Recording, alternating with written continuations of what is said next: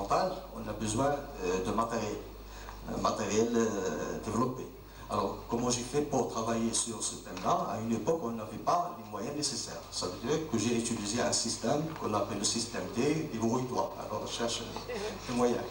Alors, c'est une étude exploratoire. Pourquoi? Parce qu'il n'y a pas beaucoup d'études similaires sur le sujet. Une étude orpheline, ça veut dire qu'il n'a pas engendré d'autres études. Alors, quelques données théoriques, je vais y passer rapidement parce que mes collègues ont abordé ce sujet d'une manière ou d'une autre. Mais ce que je veux, le point sur lequel je vais insister, sur lequel je vais insister, c'est la réponse à cette question, comment le lecteur accède à partir de la langue écrite d'un mot à une représentation lexicale en général. Mais je vais le spécifier sur la langue arabe. Pour donner un aperçu sur les grandes tendances, je dirais qu'il y a des modèles modularistes, c'est très classique, des modèles connexionnistes. Pour les modèles modularistes et connexionnistes, alors c'est un modèle à deux étapes, soit successif pour les strictement successifs pour les modèles modularistes, alors il y a la sélection lexicale puis l'encodage phonologique, soit il y a une interactivité pour les modèles connexionnistes. Alors ce qui nous intéresse, c'est que globalement, les erreurs favorisent plutôt les modèles modularistes, tandis que les paradigmes expérimentaux favorisent plutôt les modèles connexionnistes. Alors, ce qui nous intéresse encore le plus, c'est que le modèle à deux voix permet la prononciation des mots irréguliers et des non-mots. Pour les effets, alors les principaux effets expérimentaux qui influencent sur l'accès lexical, on peut dire qu'il y a l'effet de fréquence, bien sûr, c'est classique, c'est déjà connu. Mais lorsqu'on essaie d'avoir un aperçu sur les différentes études, quelques études qui ont été réalisées sur ce sujet-là, on va voir qu'il y a des tâches différentes et parfois des observations qui sont contradictoires. On utilise par exemple la dénomination, on va observer qu'il y a un effet de fréquence, on va observer qu'il n'y a pas d'effet de fréquence. On va utiliser la décision lexicale, on va encore observer qu'il y a l'effet de fréquence, qu'il n'y a pas d'effet de fréquence. Ça veut dire qu'il n'y a pas de consensus entre les chercheurs concernant cet effet-là. Alors pour l'effet d'amorçage, l'amorçage c'est la facilitation sémantique pour moi dans cette recherche, la facilitation sémantique pour retrouver un autre mot. Alors on va présenter un mot pour pouvoir récupérer un autre mot. Dans ce tableau-là, on voit aussi que selon les tâches, il y a différentes tâches pour mesurer cet effet-là. Alors, il n'y a toujours pas un consensus entre les chercheurs. Alors, on le trouve, on ne le trouve pas, on le trouve, on ne le trouve pas. Et bien sûr, si on veut conclure, alors je choquerai directement vers les effets de l'homophonie et de l'ambiguïté. Là aussi, on voit qu'il n'y a toujours pas de consensus. On trouve des résultats pour, on trouve des résultats contre, en fonction des items qu'on utilise, en fonction du matériel qu'on utilise, etc. Ce que je dis par là, c'est un problème qui est très complexe. Sa complexité est due à la complexité elle-même du traitement de la langue. Alors, pour conclure, on peut dire qu'il y a présence ou absence d'effet de fréquence. On peut dire que les gens utilisent différentes stratégies pour analyser, pour traiter la langue. On peut dire aussi que pour la langue anglaise, c'est la difficulté comme a été citée auparavant, réside dans la prononciation. Alors pour la langue arabe, le problème, la difficulté essentielle, c'est son écriture. C'est une écriture qui est transformable, qui n'est pas toujours très homogène. Alors qu'en est-il pour l'accès à la langue arabe? Alors la recherche actuelle, comme j'ai dit, c'est une recherche que j'ai réalisée il y a des années, qui était très orpheline. Alors, pour résumer, il y a un débat sur la fréquence et sur l'accès au lexique. Alors, votre fréquence veut dire accès rapide, basse fréquence veut dire accès lent. On va essayer de vérifier quelques hypothèses sur la fréquence, l'amorçage et la structure du mot. avec des prédictions. Bien sûr, plus la fréquence est basse, plus le temps d'accès est important, c'est déjà connu. Plus l'amorce a un effet positif sur les fréquences basses et l'accès au mot long et régulier nécessite plus de temps. Des choses qu'on va vérifier. Alors cette étude a été réalisée avec des enfants marocains, 62 enfants âgés de 13 à 17 ans.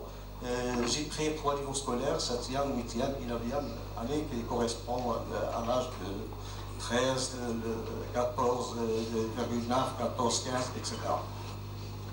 Alors le problème pour un chercheur comme moi, un chercheur marocain, c'est cette complexité linguistique qui se trouve dans notre contexte.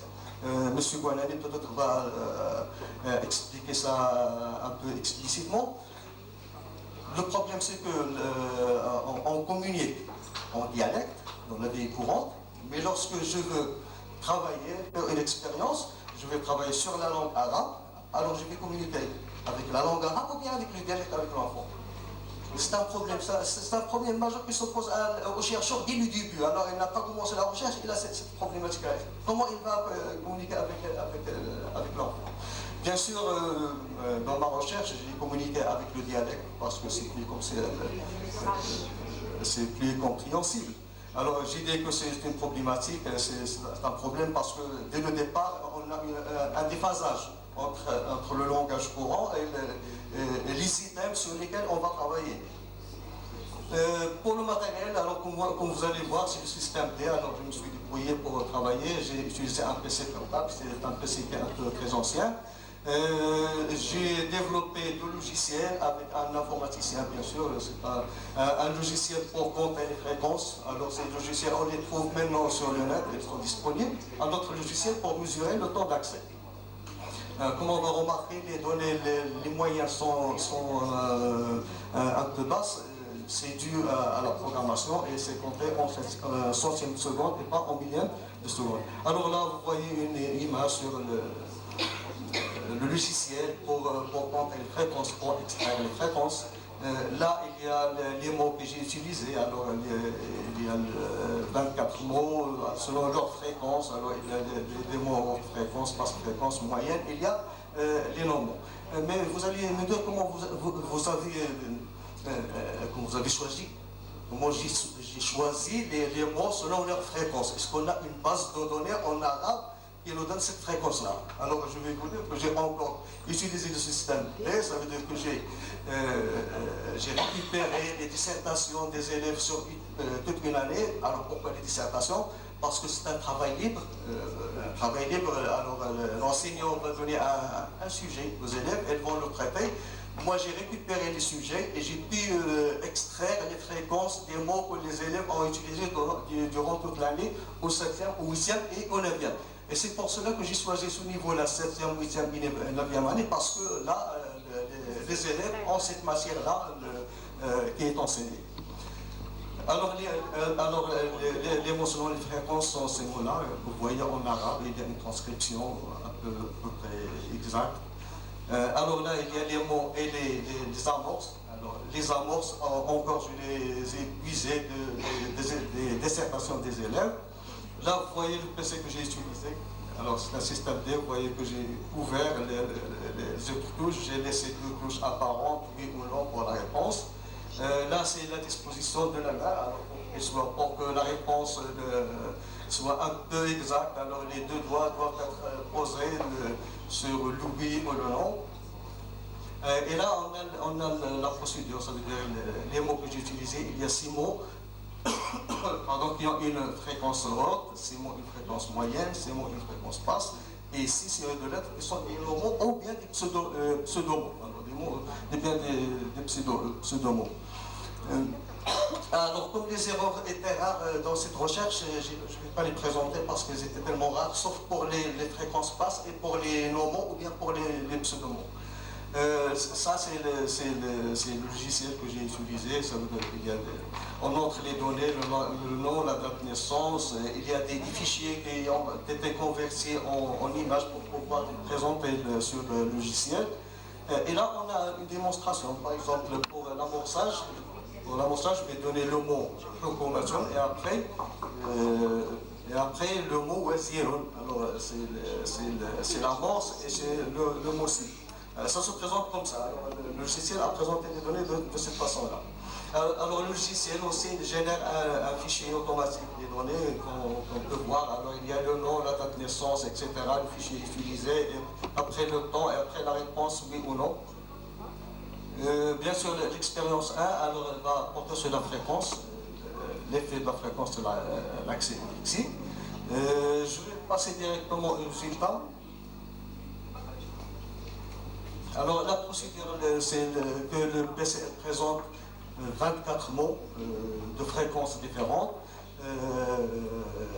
L'enfant il va appuyer sur oui ou sur non. Alors le compteur du PC va se déclencher automatiquement après l'apparition du mot et s'arrête lors d'appuyer sur une touche oui ou bien non. Alors on a ce tableau-là qui englobe un peu l'effet de la fréquence sur la langue arabe. Alors ce qu'on peut voir, c'est que pour le niveau 7e, il y a une dispersion des valeurs. Ça veut dire que pour les normaux, alors la grande moyenne c'est pour les normaux, après c'est les basses fréquences, les moyennes fréquences et les fréquences hautes.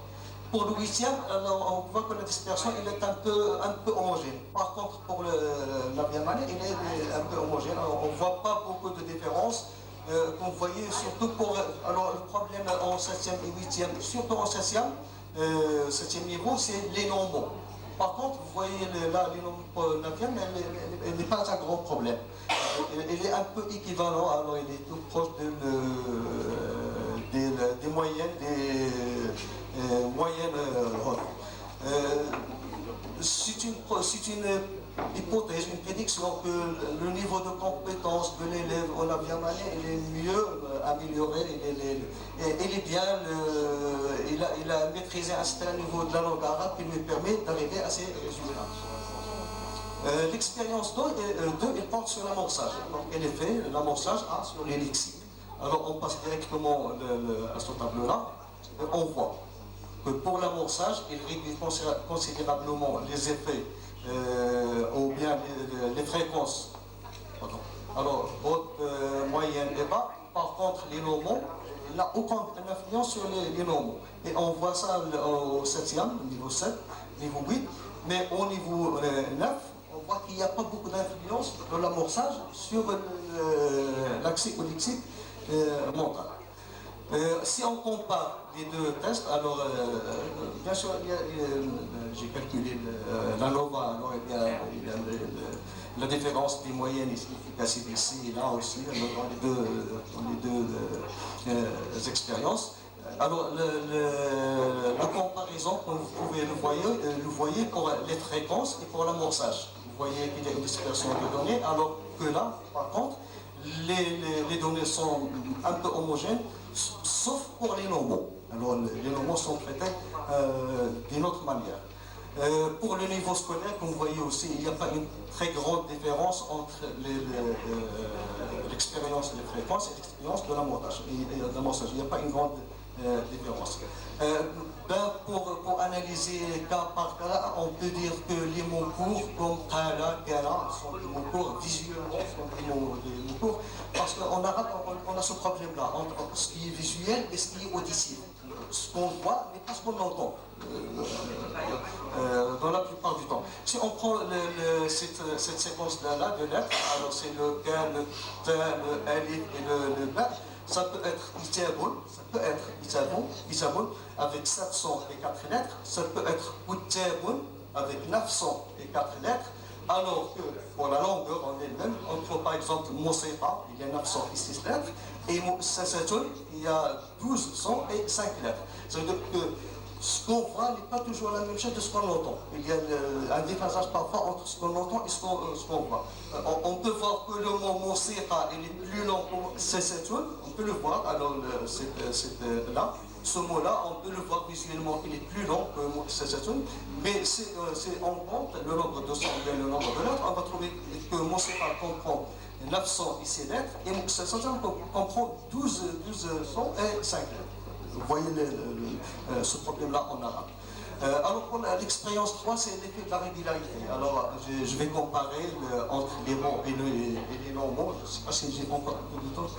2 minutes, d'accord. Alors j'ai comparé entre les mots et les pseudos, ou bien les non-mots. Alors j'ai utilisé les deux. On voit que pour les pseudos ou bien les non-mots, la dispersion il est un peu nette. Mais pour les mots, il y a une certaine homogénéité. Ça veut dire que l'accès au mot est plus facile que l'accès au pseudo ou bien au non-mot. Alors on peut expliquer ça de façon différente. Il y a 2 étapes. C'est pourquoi j'ai dit au début que le modèle à 2 voies il est intéressant pour moi. Parce qu'il nous explique un peu ça. Soit on passe directement, soit on passe de façon indirecte. Alors j'ai aussi comparé dans une expérience, la 4e expérience, l'effet de la longueur. Alors j'ai choisi parmi les mots que j'ai présentés, 4 mots longs et 4 mots courts. Comme vous pouvez le voir ici, alors alors là il y a le nombre de sons, le nombre de lettres pour chaque mot. Et ce qu'on trouve. Alors pour les mots courts, il y a un accès un peu facile.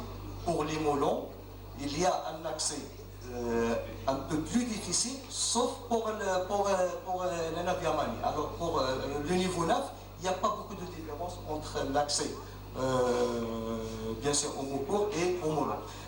Ça peut être expliqué aussi par le niveau de compétence de l'élève. Pour la discussion, je vais sauter pour aller directement aux conclusions. Alors, les conclusions. On peut dire qu'il y a on a toujours cru que la langue arabe, on a toujours senti que la langue arabe est un peu différente des autres langues. Pourquoi elle s'écrit différemment, peut-être. Mais au niveau de traitement, est-ce qu'il y a vraiment une spécificité de la langue arabe? D'après ces résultats, avec mon système D, il n'y a pas beaucoup de différence entre la langue arabe et les autres langues. Bien sûr, on peut dire on peut évoquer l'hypothèse de l'apprendre expérimenté, habitué.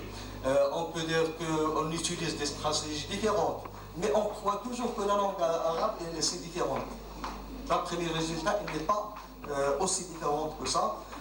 On peut évoquer bien sûr l'hypothèse de Dayen selon laquelle toutes les langues ont une base, sont des traits initiaux, alors des traits courts, des traits horizontaux ou bien des traits verticaux, pour expliquer ce point commun entre les langues. Il y a une différence lorsqu'on passe à une autre étape, l'étape de la concrétisation de la langue. Ça veut dire quand la langue devient un fait culturel. Et je vous remercie. Merci M. Naïssa. Donc je ne sais pas combien de temps on a pour la discussion. Les organisateurs, combien de temps on a pour 15 minutes. Donc qu'est-ce qu'on fait? On fait une petite liste. D'accord? Oui.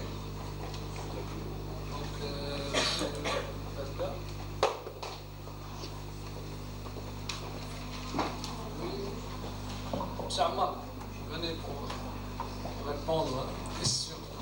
Oui. Celle-là.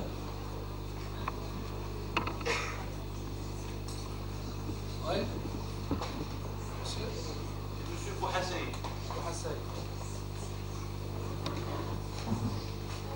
Donc on commence avec ces 3 noms. Oui. Hamkaz. Donc on commence par M. Bedin.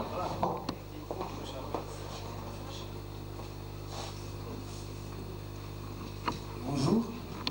Donc je tiens à remercier les conférenciers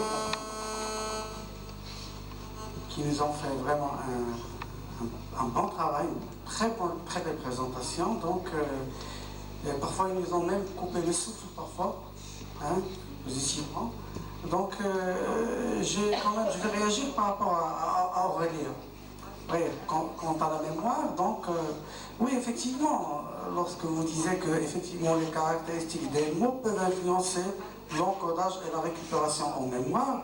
C'est vrai, lorsqu'il y a une forte encodage, c'est-à-dire en profondeur, il y a, comme disait Jean-François Desmoulins, vous le connaissez, Jean-François Desmoulins, c'est qu'il y a une activation beaucoup plus forte que lorsqu'il y a un encodage qui est faible.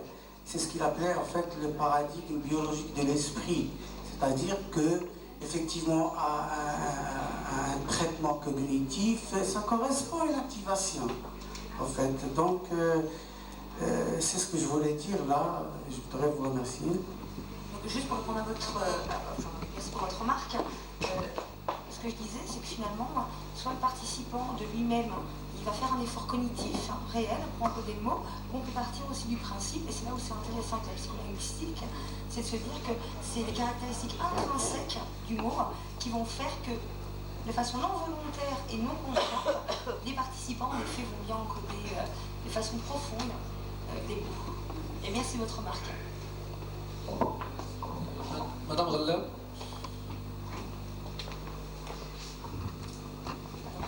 Bonjour tout le monde, c'est Madame Rella de l'Université KG2. Ma réaction est suite à l'intervention de M. Ammar. Je voulais parler de votre recherche concernant les mots vocalisés et non vocalisés. Moi-même, j'ai pu faire une petite recherche sur une recherche comparative entre les unités vocalisées et non vocalisées, mais dans une unité plus large qui est le texte. Et là, j'ai constaté que les différences étaient vraiment significatives entre l'unité vocalisée et non vocalisée, mais concernant seulement les premiers paliers de l'enseignement, c'est-à-dire que pour les 3e, 4e années, mais par contre, pour les 5e années, c'était beaucoup plus en faveur du texte non vocalisé, concernant les deux paramètres qui sont la justesse et le temps de la lecture. C'est-à-dire que finalement, à partir de la 5e année, qui correspond à l'âge de 11 ans, commence l'étape de la lecture experte. Donc, mais à partir de la 3e année, 4e année, enfin, 3e année, 4e année, les enfants, quand même, avaient besoin de cet aspect des voyelles pour pouvoir identifier les mots. Merci. Merci, mais c'est vrai que pour les petits-enfants, les débutants, ils ont besoin d'une écriture de toutes les lettres, c'est-à-dire aussi bien des signes vocaliques et des lettres consonantes. Ils ont besoin de tout, mais cela dépend de leur capacité d'automatisation du décodage. Donc c'est un fait presque universel dans toutes les langues alphabétiques.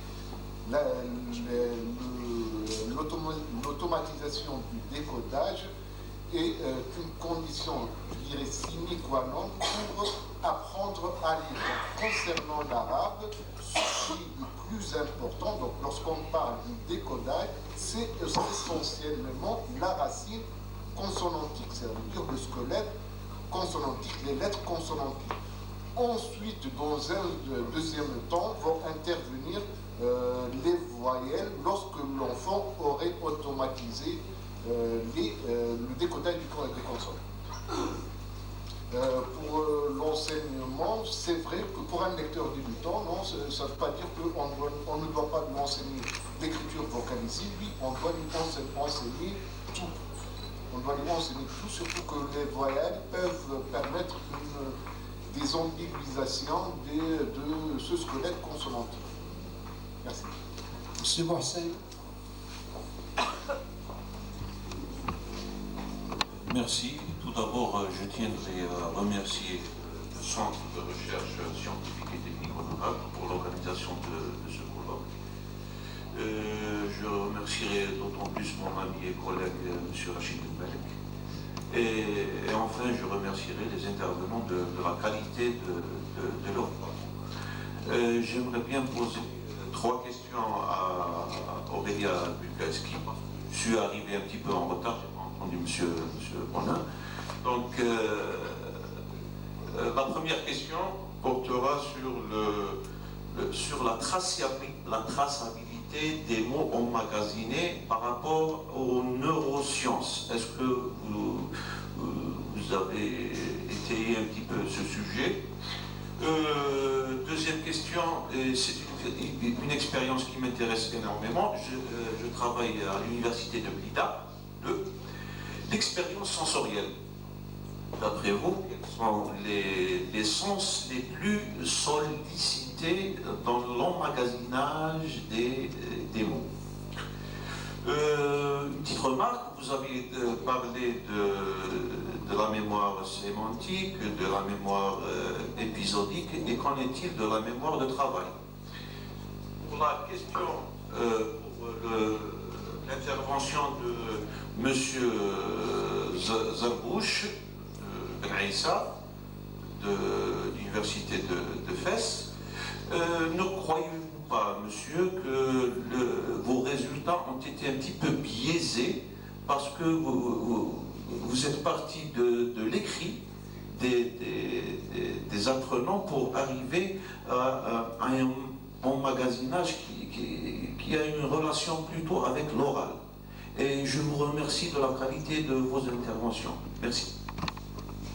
Alors si je commence à prendre...